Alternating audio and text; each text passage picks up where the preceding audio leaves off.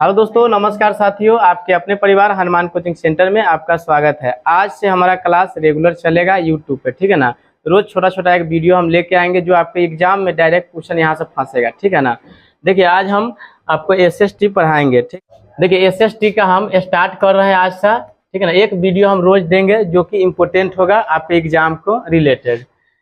पहला इसका हम ऑब्जेक्टिव आज कराएंगे, ठीक है ना। ऑब्जेक्टिव में क्या होगा, तो पहला चैप्टर का नाम है इतिहास में यूरोप में राष्ट्रवाद, ठीक है ना। ये चैप्टर 1 है, ध्यान रखिएगा आप लोग। बात करते हैं इसमें पहला क्वेश्चन का, तो फ्रांसीसी क्रांति कब हुई थी, ठीक है ना। तो इसका ये हो जाएगा आंसर 1789 में।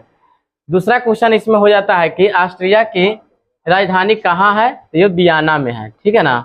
तीसरा है कि वियना सम्मेलन कब हुआ था, तो ये हो जाएगा 1815 ईस्वी में वियना सम्मेलन हुआ था।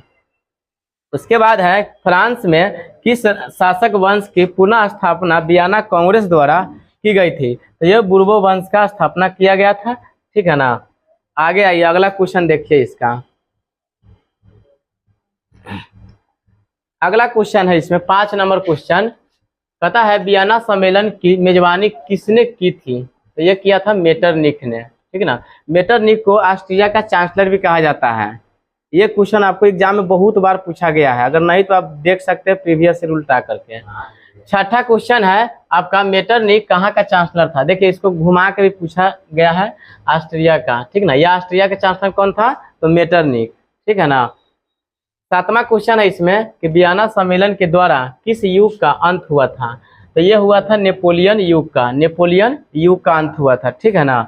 8वां क्वेश्चन देखिए, कहता है कि वियना सम्मेलन से किस युग की शुरुआत हुई थी। ये तो अंत की बात हो गया, अब शुरुआत की बात, तो मेटरनिख युग की शुरुआती की बात हो रहा है, ठीक है ना। अगला है लुईस 16वां होता है यहाँ पे, ठीक है ना।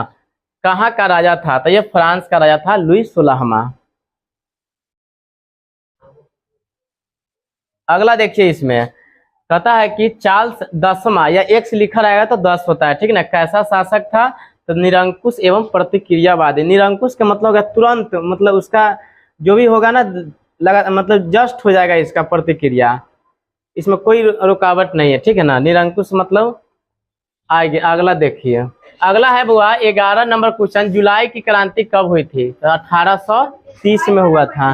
इधर बढ़ जाइए बुआ, इधर बढ़ जाइए, आप अपना जगह पर रहिए, कोई बात नहीं है। अगला क्वेश्चन देखिए 12 नंबर, इटली के एकीकरण में सबसे महत्वपूर्ण व्यक्ति कौन था, तो ये था मेजनी। इटली का एकीकरण हुआ, उसमें सबसे मेन अगर योगदान माने तो मेजनी का है। 13 नंबर है, नेपोलियन का पतन कब हुआ था, तो 1814 ईस्वी में।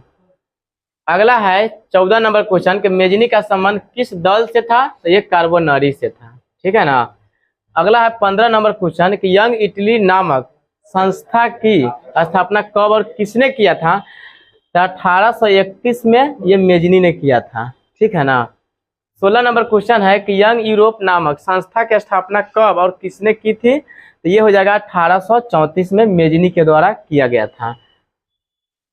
अगला है मेटरनिख युग का अंत कब हुआ, तो ये 1848 में हो गया था अंत। अब देखिए 18 नंबर क्वेश्चन, कहता है विक्टर इमैनुअल ने किसे प्रधानमंत्री के रूप में नियुक्त किया था, तो ये काउंट काबूल को नियुक्त किया था। आइए सर बैठिए। अगला है क्रीमिया का युद्ध कब हुआ था, तो 1853 से 54 तक ये युद्ध चला था। अगला क्वेश्चन है गैरीबाल्डी पेशे से क्या थे, तो ये नाविक थे। क्या थे, नाविक। 21 नंबर है काउंट काबूल की मृत्यु कब हुई थी, तो 1862 ईस्वी में इसका मृत्यु हुआ था। 22 नंबर क्वेश्चन है फ्रांस और प्रासा के बीच युद्ध कब हुआ था, तो 1870 से 71, यानी कि 1870 में हुआ था और 71 तक ये युद्ध चला था।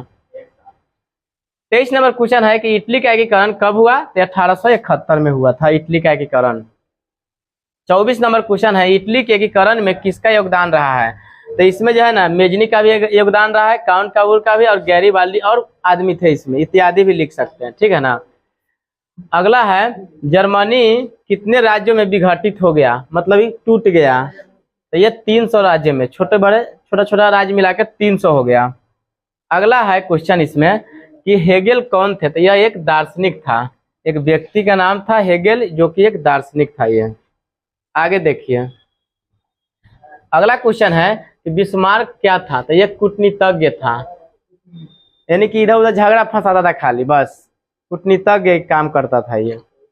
अगला है बिस्मार्क किसके विचारों से प्रभावित था? तो ये हेगेल के। ये VVI क्वेश्चन है, ये क्वेश्चन आपको बहुत बार पूछा गया है। रक्त और लौह के नीति का अवलंबन किसने किया या किसने अपनाया? दोनों बात सेम है, तो ये बिस्मार्क ने अपनाया था। 30 नंबर क्वेश्चन है कि सेडोवा का युद्ध किसके बीच हुआ था? तो ये ऑस्ट्रिया और प्रासा के बीच हुआ था। अगला क्वेश्चन इसमें आता है कि सेडोन का युद्ध कब और किसके बीच में हुआ था? तो फ्रांस और प्रासा के बीच में ये युद्ध हुआ था। 32 नंबर क्वेश्चन है कि 1870 में फ्रैंकफर्ट की संधि कब हुई थी? तो 10 मई 1871 में ये संधि हो गया था। 33 नंबर क्वेश्चन कहता है कि जर्मनी का एकीकरण कब हुआ? तो 1871 में। अगला है 34 नंबर, एड्रियानोपुल की संधि कब हुई थी? 1829 में हुआ था। 35 नंबर क्वेश्चन है, ये भी VVI क्वेश्चन है, बहुत बार क्वेश्चन पूछा गया है। टीपू सुल्तान कहाँ के शासक था? तो ये मैसूर का शासक था ये। अगला देखिए 36 नंबर क्वेश्चन है, फ्रांसीसी क्रांति से प्रभावित होकर किस शासक ने जैकोबिन क्लब की स्थापना की थी? तो ये टीपू सुल्तान ने। तो दोस्तों आज इतना ही रखेंगे, फिर हम नेक्स्ट वीडियो में इसका जो भी क्वेश्चन बचा होगा उसको हम पूरा करवा देंगे।